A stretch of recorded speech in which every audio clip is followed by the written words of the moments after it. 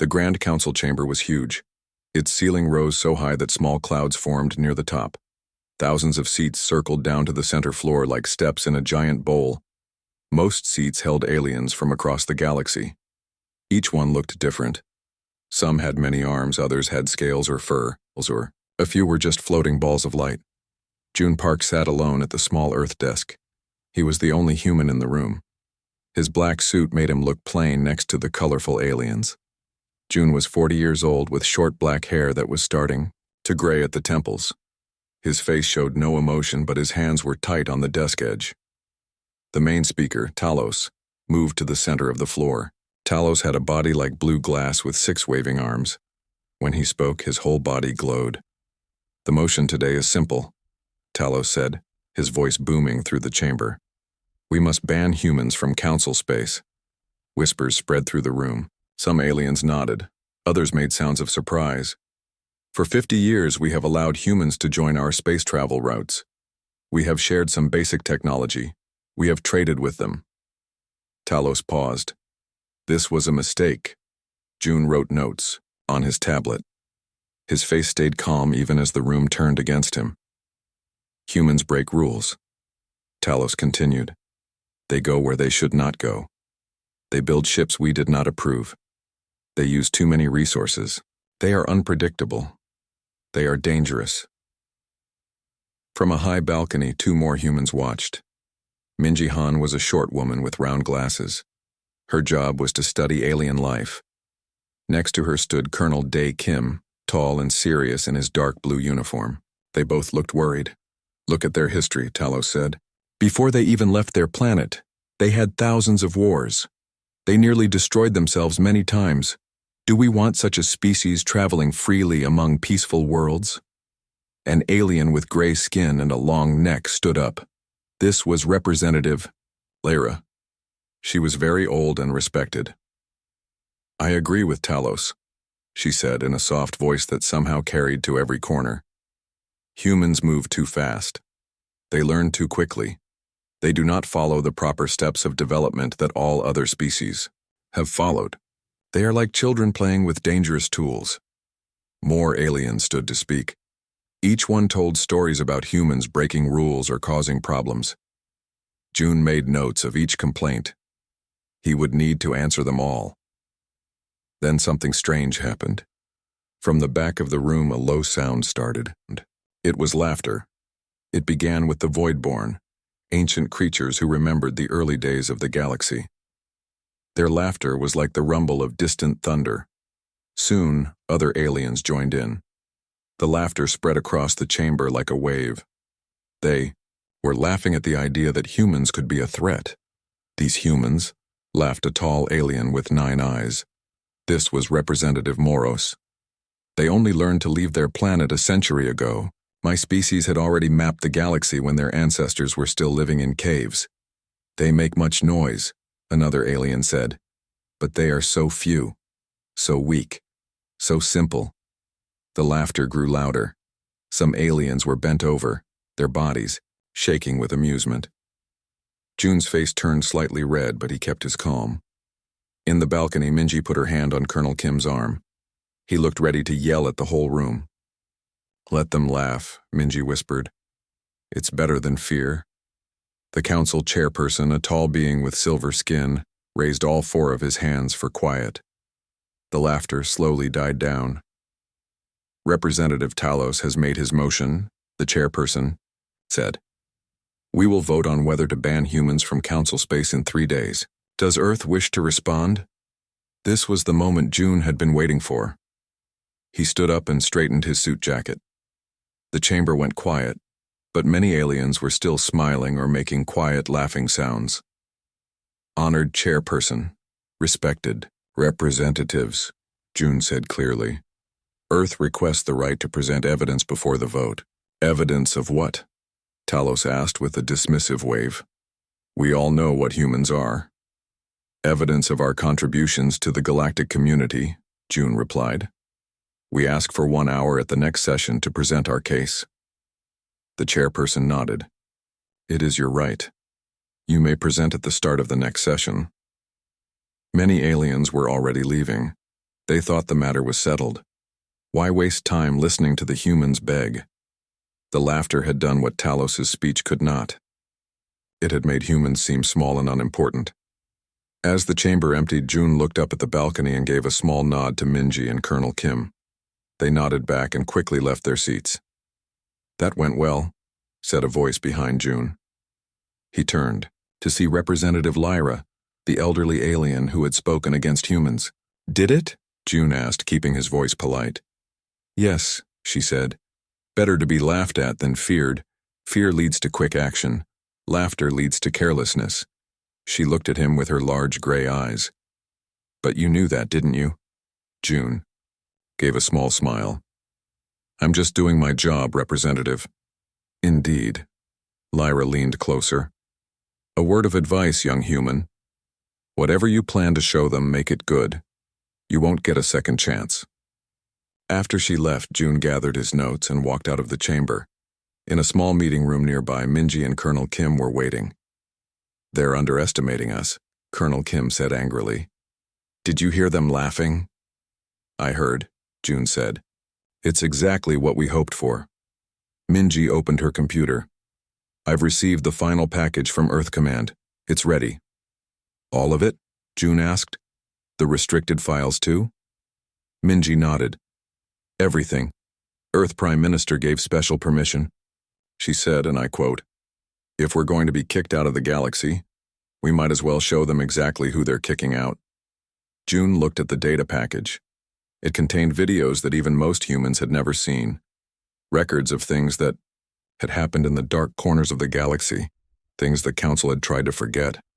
"Will this work?" Colonel Kim asked. "I don't know," June admitted. "But when they see these videos, they'll definitely stop laughing." Minji's face was serious. "What if it backfires? What if this makes them fear us instead?" June looked out the window at the massive space station that housed the Galactic Council. Thousands of ships from hundreds of worlds moved around it like fish in a pond. "Maybe a little fear is what the galaxy needs right now," he said quietly. "They've been comfortable for too long." 3 days. They had 3 days to change the minds of a council that had ruled the galaxy for 10 million years. 3 days to prove that humanity deserved a place among the stars. And it all depended on what would happen when the video played. 3 days passed quickly. The Grand Council chamber was half empty when June Park arrived for the next meeting. Many aliens had not bothered to come. They thought the case was already decided. Why watch humans beg for a place in the galaxy? June wore the same black suit, but today he carried a small silver cube in his hand. Minji and Colonel Kim sat in the balcony again. Minji looked nervous. She kept adjusting her glasses. Colonel Kim sat very straight, his face serious. The council chairperson called the meeting to order. His silver skin caught the light as he spoke. "Earth has requested time to present evidence before our vote on their status," he said. "Ambassador Park, you have 1 hour." June walked to the center of the floor. The aliens who did come watched with bored eyes. Some whispered to each other, others checked their data screens. "Thank you, honored chairperson," June said. He held up the small silver cube. "I have only one piece of evidence to present. A video." "A video?" Talos said from his seat. His blue glass body flickered with annoyed light. "We did not come here to watch human entertainment." "This is not entertainment," June said calmly. "This is truth." He placed the cube on the floor. A beam of light shot up from it, then spread wide to create a huge screen that everyone could see. "What you are about to watch has been classified," June explained. "Even most humans have never seen these records." The video began to play. The screen showed a planet with 3 moons. Words at the bottom said, "Proxima Colony Disaster, 3 years ago." Many aliens shifted in their seats. They remembered this event. A mining colony where something had gone wrong. A terrible accident. The video showed a large space station orbiting the planet. Red warning lights flashed all over it. The station's reactor was failing. Radiation leaked into space. A voice spoke over the video. 40,000 colonists were trapped. The radiation levels made rescue impossible. The council evacuation ships retreated to a safe distance. The screen split to show the council meeting from that time. The council had voted to declare the station lost. Too dangerous to send help. Sad, but necessary. Then the video showed something new.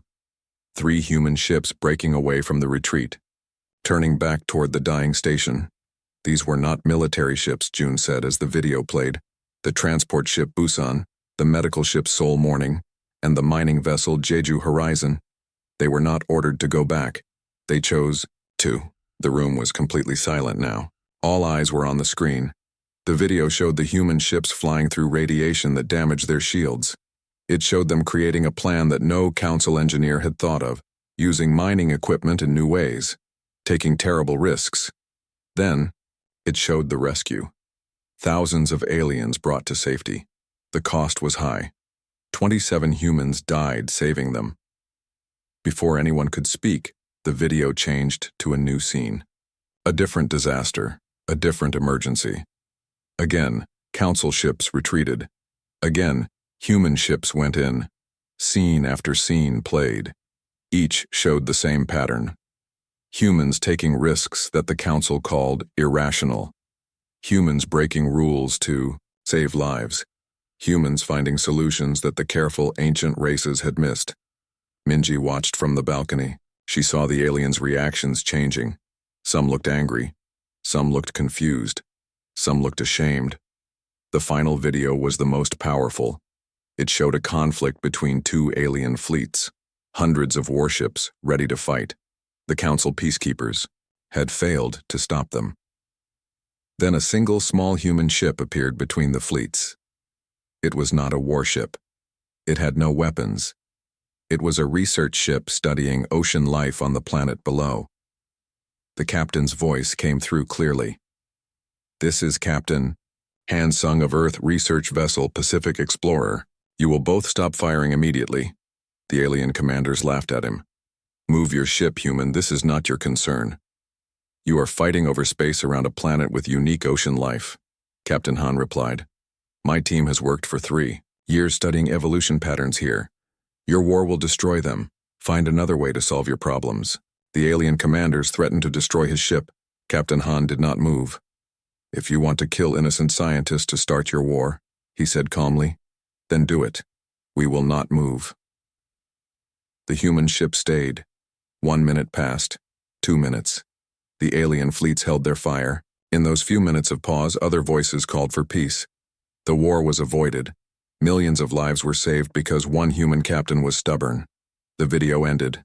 The light faded. The Grand Council chamber was completely silent. June picked up the silver cube and put it in his pocket. "You call humans unpredictable," he said. His voice was clear and strong.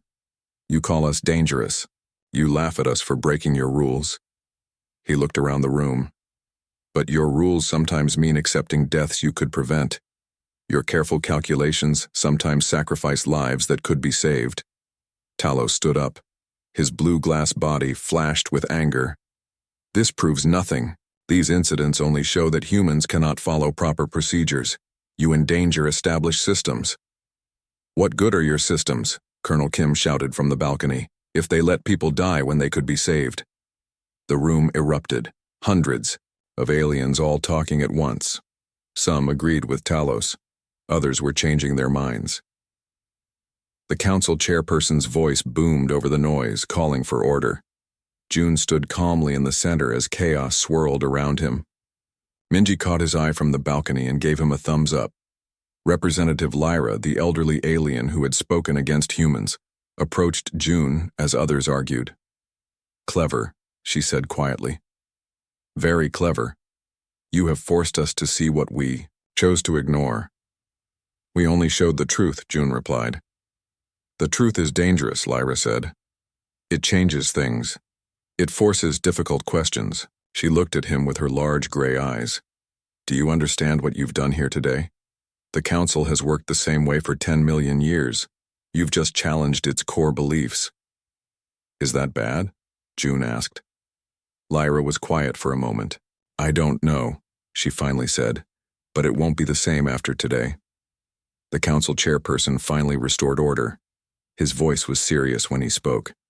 "This Evidence requires careful consideration, he said. We will not vote today. The council will take 3 weeks to review these incidents and discuss their implications. This session is closed. As aliens filed out, their whispers filled the room. No one was laughing now. Did it work? Colonel Kim asked when he and Minji joined June in the center. I don't know, June said honestly. But they're talking, they're thinking. That's a start. Minji looked worried. What if they decide we're even more dangerous now? June watched the aliens leaving. Some looked at the humans with new respect, others with new fear. The laughter was gone. They needed to see us clearly, he said. For good or bad, now they do. The silver cube felt heavy in his pocket. The truth often was. The next 3 weeks were strange. June, Minji, and Colonel Kim stayed on the council station as they waited for the final decision. Everywhere they went, aliens watched them. No one laughed anymore. Some aliens moved away when humans approached.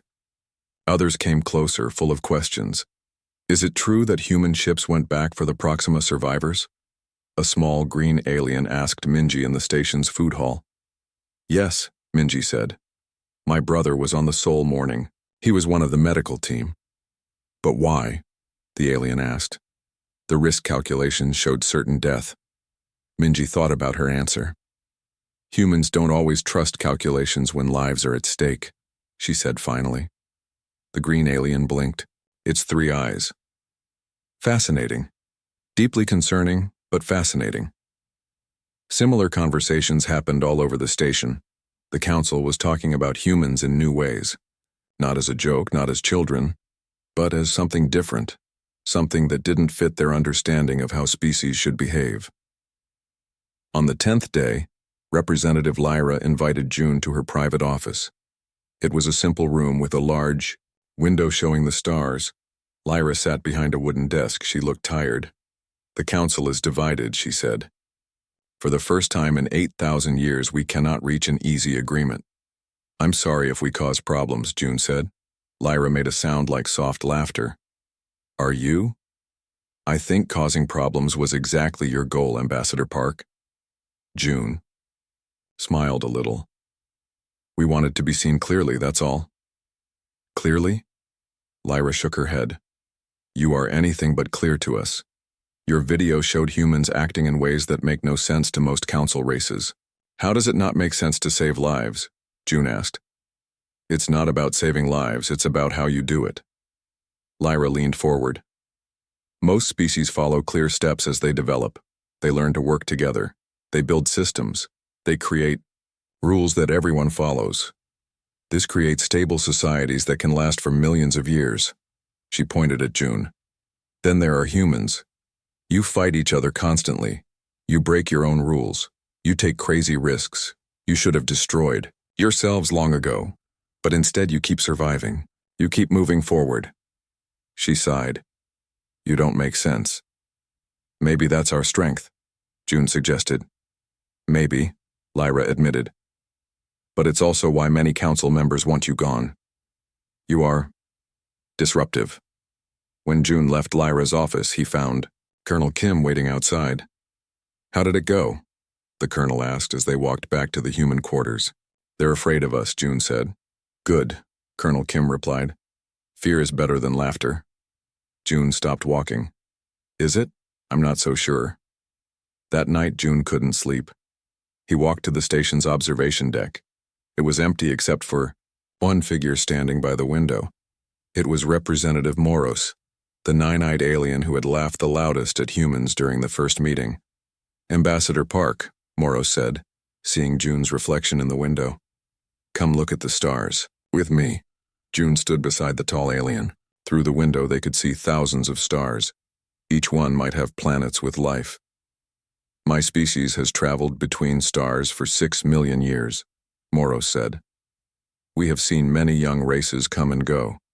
Some destroy themselves. Some stagnate. Some just disappear. But we've never seen anything quite like humans. Is that bad? June asked. It's different, Moros replied. The council doesn't like different. They stood in silence for a while watching the stars. There's a vote tomorrow, Moros finally said. A preliminary vote before the final decision. It's not looking good for Earth. June's heart sank. I see. But there's something you should know, Moros continued. Your videos did more than you realize. They raised questions that many of us have avoided for too long. What questions? Moros turned all 9 eyes to June. Are we too careful? Have we become so focused on stability that we accept preventable suffering? Have we forgotten how to take necessary risks? Before June could answer, Moros turned to leave. Get some rest, Ambassador. Tomorrow will be important. The next day, June, Minji, and Colonel Kim sat in a small waiting room outside the council chamber. They could hear the loud voices inside but couldn't make out the words. The debate had been going for hours. This isn't good, Colonel Kim said, pacing back and forth. The longer they argue, the more time the anti-human faction has to build support. Or the more time our supporters have to convince others, Minji said hopefully. June said nothing. He was thinking about Moros's words, about questions that hadn't been asked in a very long time. Suddenly the door opened. A council aide stood there. The council requests Earth's presence. The Grand Council chamber was packed. Every seat was filled. The noise level was high as they entered.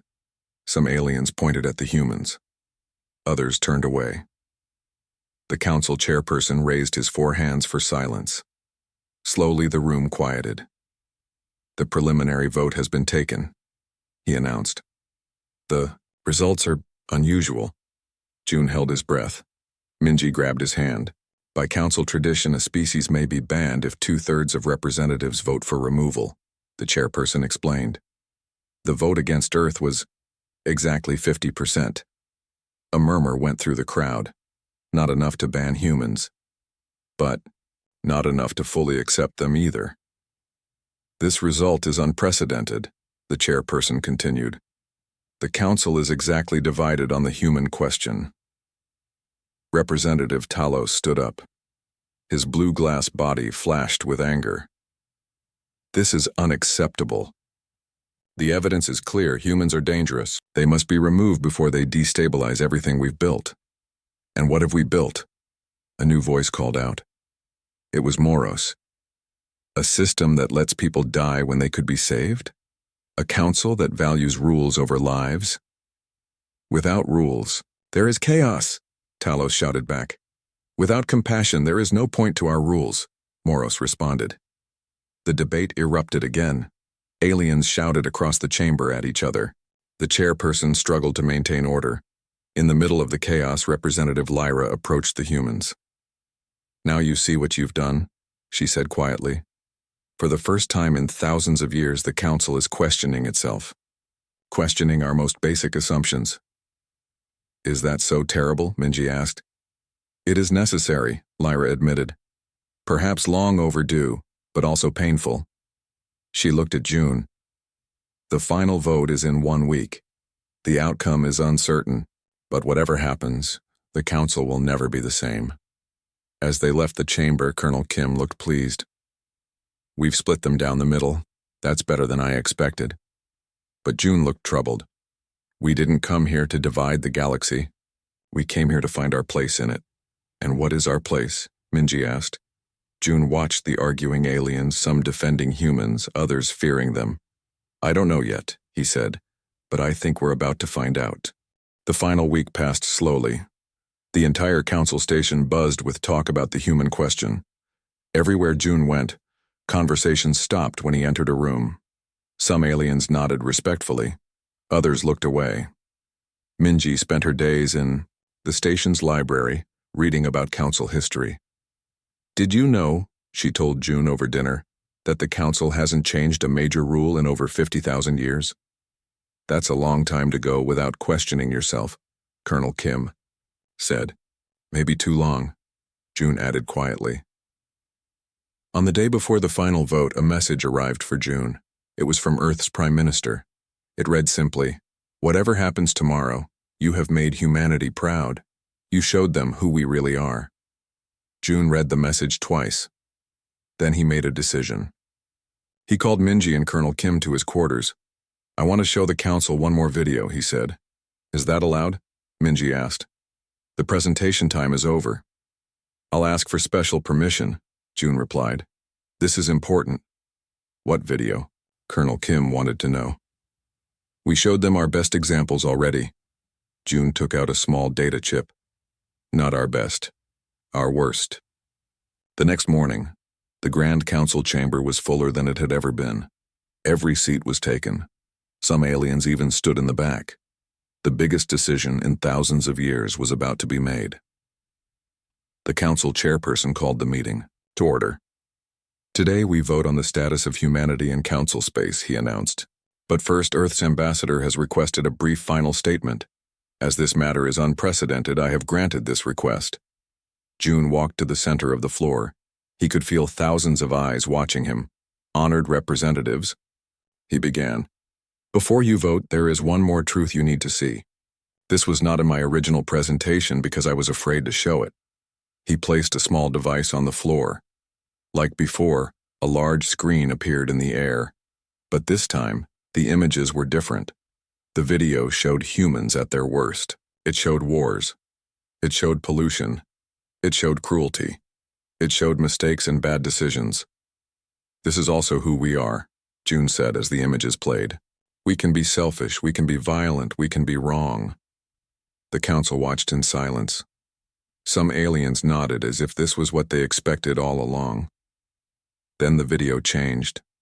It showed how humans learn from their mistakes.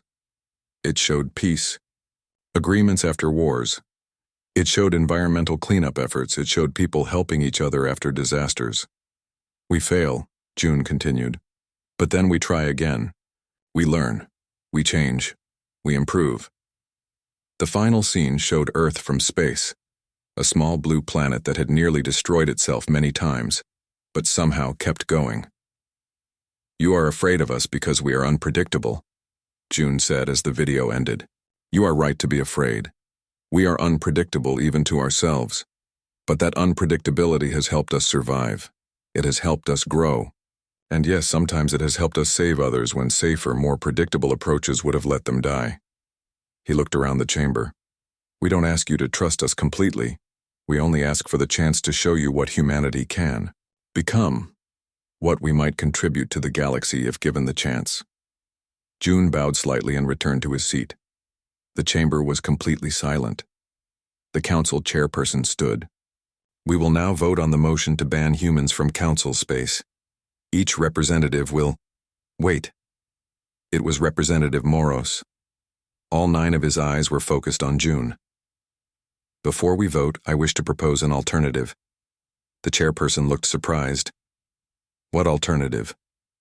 Instead of banning humans or simply maintaining their current status, Moros said, I propose a new category, a special status that recognizes their unique approach while establishing new safeguards. Whispers filled the room. This was not expected. Explain. The chairperson requested. Humans have shown us something important, Moros said. Sometimes our careful, predictable systems fail.